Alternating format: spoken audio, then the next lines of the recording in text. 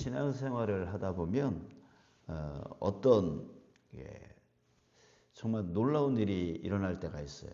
그것을 우리는 초자연적인 현상이다. 또 다른 말로 말하면 신비스러운 일, 또 기적 뭐 이렇게 표현하기도 하는데 우리 신앙생활 하다 보면 이렇게 신비스럽고 기적적인 일들, 초자연적인 현상들을 볼 때가 있습니다. 그래서 한때 기독교인들이 그런 신비적인 현상을 추정하고 또 그 안에 심취하는 그런 현상이 일어나기도 했어요. 그래서 그것만 쫓아가는 뭐 옛날에 금가루가 뭐 이렇게 떨어진다라고 하는 또 우리 또 신유의 기적, 아픈 사람이 뭐 갑자기 뭐 암세포가 완전히 사라지거나 덩어리가 뭐 이렇게 없어지거나 뭐 등등의 그 신유의 기적, 이런 것들 일어날 수 있지만 또 그 온전히 신앙을 그쪽으로만 이렇게 치중되어 있는 그런 분들도 있고, 또 그런 능력이 있는 목회자들이나 또 어떤 능력자들을 쫓아다니는 그런 현상도 있습니다. 지금도 일부 그런 분들이 아직 남아 있는 것들을 이제 보게 되어지는데요. 저는 그런 신비적인 현상에 대해서 부정하지는 않습니다. 기적 일어날 수 있습니다. 왜? 하나님은 능치 못할 일이 없으신 하나님이시니까. 그렇죠? 하나님이 원하시고 하나님이 뜻하시면 그런 능력의 일들이 일어날 수 있습니다. 저 또한 어렸을 적에 충동증이 심했었는데 기도받고 이제 치유되어지는 그런 체험을 저도 이제 했었어요. 그래서 그런 하나님의 놀라운 그 기적의 그 현상들을 저는 부정하지 않습니다. 오늘 사도 바울도요, 그런 것들을 부정하지 않습니다. 부정하지 않아요. 그러니까 이 신앙 가운데 하나님의 놀라운 그런 능력의 역사, 그런 기적적인 역사, 신비적인 역사에 대해서 사도 바울도 부정하지 않습니다. 자, 그러나 이것을 너무 추정함으로 인해서 고린도 교회 안에 잘못된 현상들이, 또 그걸로 인해서 또 갈등이 일어나고 다툼이 일어나는, 교회가 교회다워지지 아니하는 현상들이 일어났던 거예요. 그래서 이것을 이제 1절에서 뭐라고 하냐면 신령한 것이라고 하는 표현을 쓰고 있는데, 이 신령한 것이 뭐냐면 성령의 은사에 대한 말입니다. 그러니까 이 신령한 것에 대하여 나는 너희가 알지 못하기를 원하지 아니하노니, 그러니까 이 신령한 것이 무엇인지에 대해서 너에게 알려주고 싶다. 왜냐하면 너희들이 지금 오해하고 있기 때문에, 그 오해로 인해서 교회가 갈등이 생기고 문제가 생기고 있기 때문에 너희들이 꼭 알아야 된다라고 하면서 이제 그렇게 말하고 있는 겁니다. 여러분, 우리도 역시 마찬가지로 성경을 제대로 알면 이 신령한 것, 예전에 그 신비적인 것들, 기적적인 것들, 이런 것들을 무조건 추정하고 그런 사람들만 쫓아다니고 그런 교회만 쫓아다니면서 이런 것들이 있어야지만 교회이고 없으면 교회가 아닌 듯한 그런 신앙의 삶을 사는 사람들, 이런 문제들이 생기지 않을 거예요. 근데 성경을 모르고 말씀이 어떻게 말하고 있는가를 모르고 그냥 무조건 그런 현상들이 뭔가 더 신령하게 보이고 더 하나님을 믿는 것처럼, 믿음이 좋은 것처럼 보이는, 그래서 잘못된 신앙 가운데 빠지는 그런 사람들, 우리에게는 이제 잊지 말아야 될 것입니다. 자, 오늘 사도 바울이 이 신령한 것에 대해서 뭐라고 말하고 있는지를 우리가 알았으면 좋겠어요. 그러기 이전에 우리 이 신령한 것을 추종함으로 인해서 어떤 부정적인 현상이 고린도 교회 안에서 일어났는가를 먼저 봤으면 좋겠는데, 전에도 말씀을 드렸지만 영적인 계급을 나눴어요. 어떤 사람이 이제 방언의 은사, 방언을 받았어요. 그러니까 뭔가 신령해 보이는 거예요. 그러니까 사도행전에서 이제 다른 사람들이, 다른 외국인들이 알아들을 수 있는 외국어를 했다라고 하는 것을 이제 방언이라고 표현하지만, 사실 그런 외국어적인 방언뿐만이 아니라 우리가 알고 있는 정말 하나님과 나와의 그런 교통, 이 뒤에 그런 내용이 나오는데, 하나님과 나만이 알아들을 수 있는 그런 어떤 신비스러운 언어, 그런 언어들을 이제 말하고 있는데요. 고린도전서 14장 2절에 나오네요.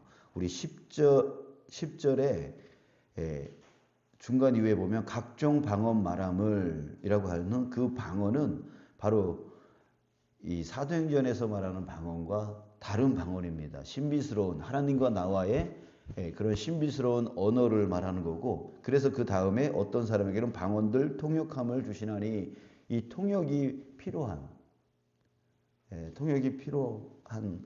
그런 또 다른 은사가 필요하다는 거죠. 자, 그런데 이런 방언을 함으로 인해서 방언을 하는 사람들은 뭔가 믿음이 굉장히 좋은 것 같고, 그렇지 않은 사람은 저급한 믿음을 갖고 있어서 저 사람은 믿음이 좋지 않아, 이렇게 서로 또 갈라지는 거예요. 이런 문제가 그 교회 안에 있었던 거죠. 또 한 가지는 뭐냐면, 당시에 고린도 지역은 이방 신전들이 많았어요.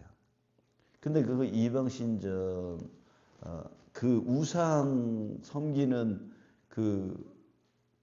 그들의 신을 섬기는 일에 어떤 그 신비적인 체험들, 황홀경이라고 그러죠. 황홀경. 막 우리 무당이 굿하다 보면 막 그 황홀경 속에 빠지고, 그래서 그 죽은 사람의 목소리가 나오고 등등의 여러 가지 현상들 이거 있잖아요. 그런 황홀경, 이 상태가 뭔가 신비적이고 신령한 것 같이 보이고 이런 것들이 그 이방 신전에서 일어났던 거, 그런 것이 이 교회 안에서 이런 은사, 신령한 은사, 성령의 은사가 일어나는 그런 것과 같은 거다, 이렇게 생각을 하는 거예요. 구별을 하지를 못하는 거예요.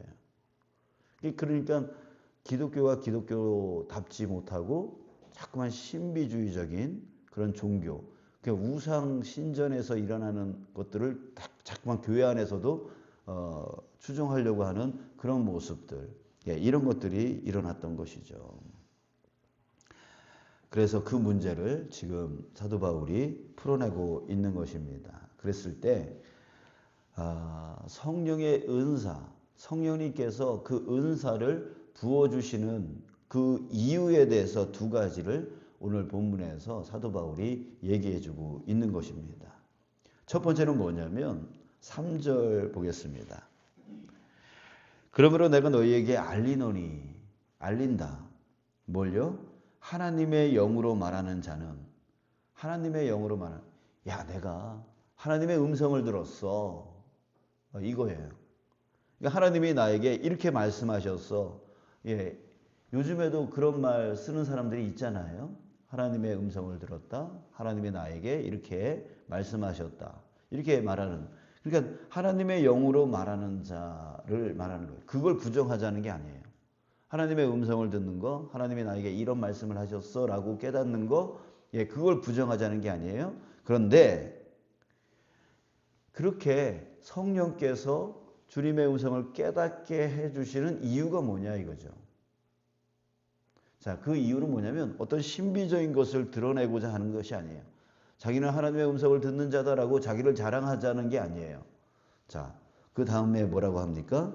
누구든지 예수를 저주할 자라 하지 아니하고 또 성령으로 아니하고는 누구든지 예수를 주시라 할 수 없느니라. 자, 무슨 뜻입니까? 성령님이 우리에게 은사를 주시는 이유, 하나님의 음성을 듣게 깨닫게 해주시는 이유가 무엇입니까? 바로 예수를 주라 시인할 수 있는 믿음을 갖게 하기 위해서.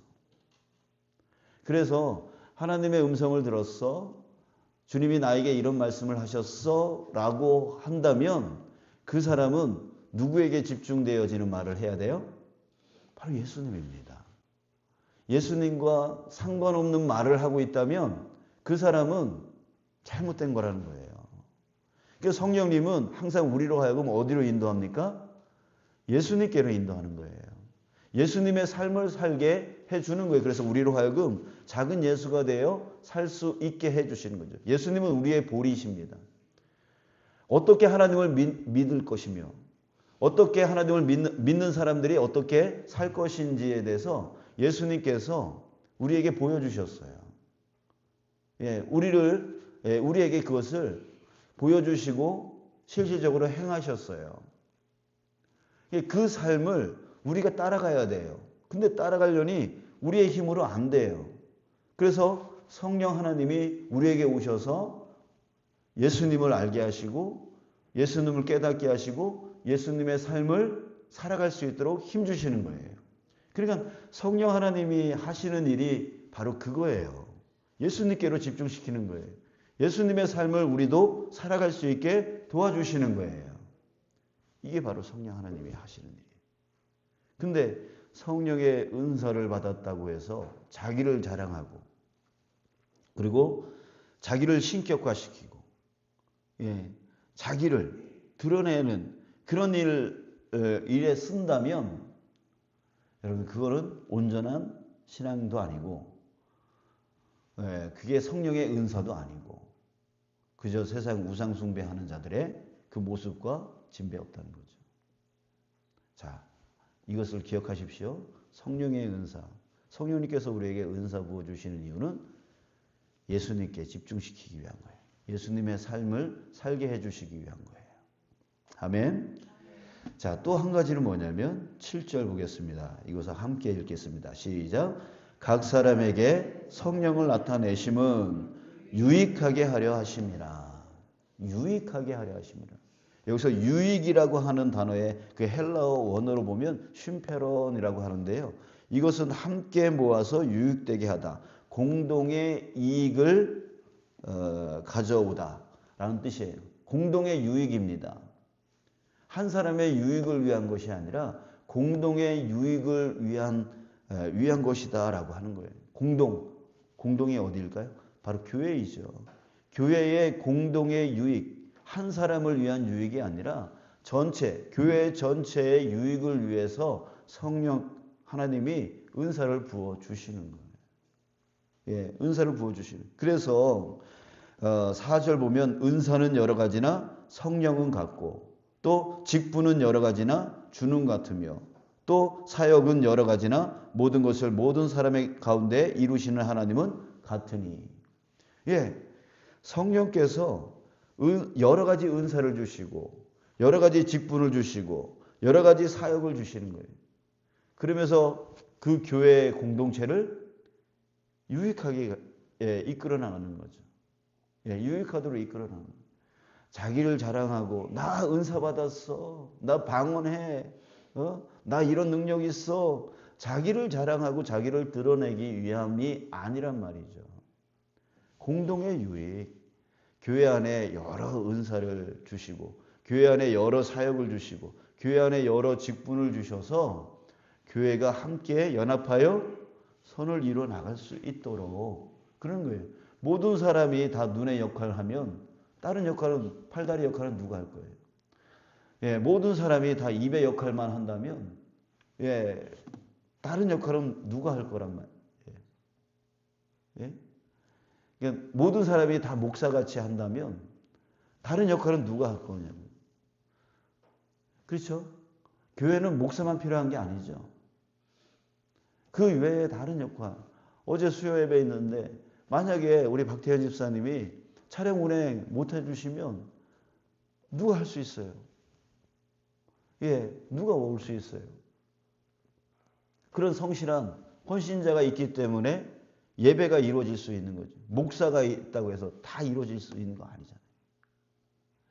그렇잖아요. 우리가 각자의 직분과 각자의 사역, 각자의 은사가 있음으로 인해서 또 어떤 분들은 중요한 역할을 하겠지만 또 어떤 분들은 조그만 일을 또 함으로 인해서 그 각자 메꿔지는 거예요.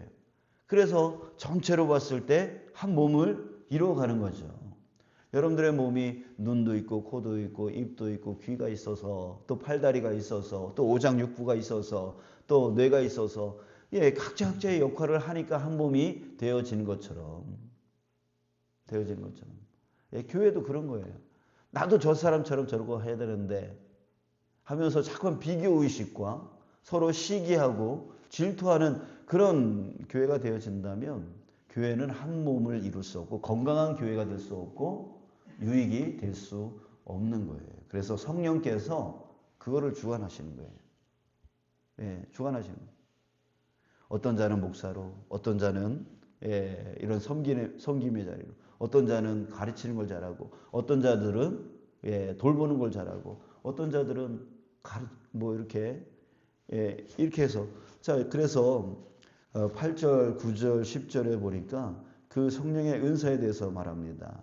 어떤 사람에게는 성령으로 말미암아 지혜의 말씀을, 어떤 사람에게는 같은 성령에 따라 지식의 말씀을, 다른 사람에게는 같은 성령으로 믿음을, 어떤 사람에게는 한 성령으로 병 고치는 은사를, 능력 행함, 예언함, 영들 분별함, 각종 방언말함, 방언들 통역함 등등의 그런 은사들을 주셔서 서로